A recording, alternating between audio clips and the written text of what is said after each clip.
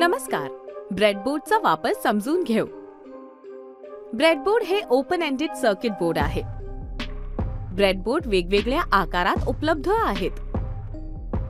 सामान्यतः ते स्मॉल आकारात आणि हाफ आकारात आणि फुल आकारात उपलब्ध असतात. आपण फक्त पूर्ण आकाराचा वापर करू. बिल्डिंग ब्लॉक्स ब्रेडबोर्डवर माउंटेड आहेत. आम्हाला पुढे जाण्यासाठी वरच्या दिशेला चिन्हांकित एरोसह ब्रेडबोर्ड योग्यरित्या वापरा. ब्रेडबोर्डमध्ये चांगल्या प्रकारे परिभाषित रो आणि कॉलम असतात. ब्रेडबोर्डवरील रो ए ते जे पर्यंत अक्षरांमध्ये लेबल केलेल्या आहेत.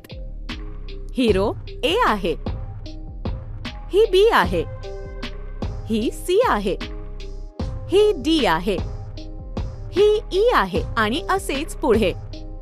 त्याचप्रमाणे एफ ते जे आहे आणि हे कॉलम आहेत. पाहिल्याप्रमाणे कॉलम 1 ते 64 पर्यंत अंकामध्ये लेबल केलेले आहेत. हा कॉलम 1 आणि असेच पुढे आहेत. ब्रेडबोर्ड अल्फा न्यूमरिक ग्रिड बनवतो.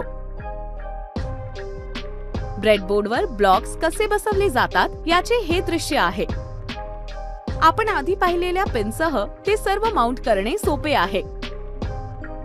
बिल्डिंग ब्लॉक्स बसवण्यासाठी दिलेला तपशीलवार व्हिडिओ पाहूया.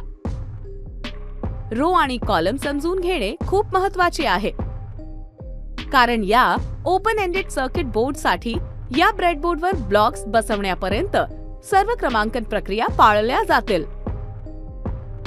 आता उदाहरणार्थ, जर तुम्हाला A10 हवा असेल तर हा A आहे आणि हा 10 आहे, तर हा 10 आहे. अशा प्रकारे ब्रेडबोर्ड घटकांचा योग्य स्थानासाठी ग्रिड तयार करतो. आपण येथे आणखी काही उदाहरणे पाहू शकता. वरच्या 2 लाईन्स आणि खालच्या 2 लाईन्स या पॉवर लाईन्स आहेत. ही संपूर्ण लाईन पॉझिटिव्ह आहे, अर्थात संपूर्ण रो पर्यंत पॉवर घेऊन जाण्यासाठी आम्हाला कनेक्टरची आवश्यकता आहे.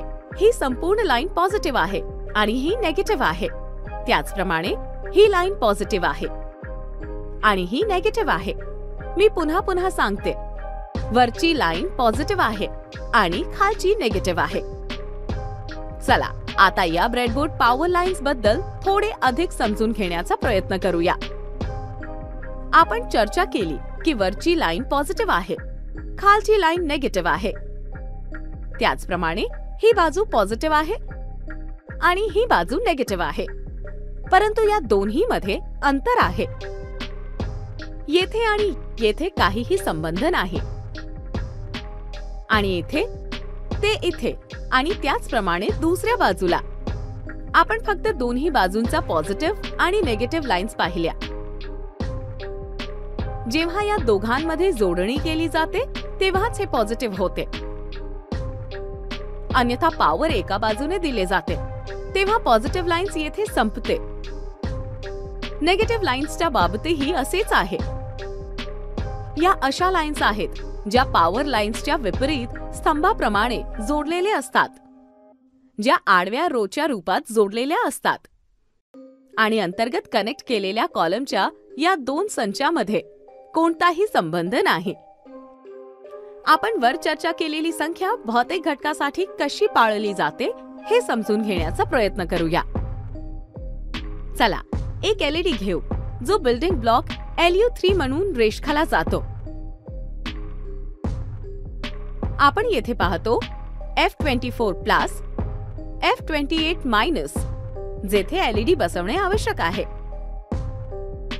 फक्त पॉझिटिव्ह बाजूसाठी रो F आणि कॉलम 24 आणि LED ची निगेटिव्ह बाजू घालण्यासाठी ब्रेडबोर्डवर रो F आणि कॉलम 28 दर्शवते. ही रो F आहे आणि येथे आपल्याकडे कॉलम 24 आहे. त्यामुळे पॉझिटिव्ह शेवट F24 वर जाईल आणि नेगेटिव्ह F28 वर जाईल.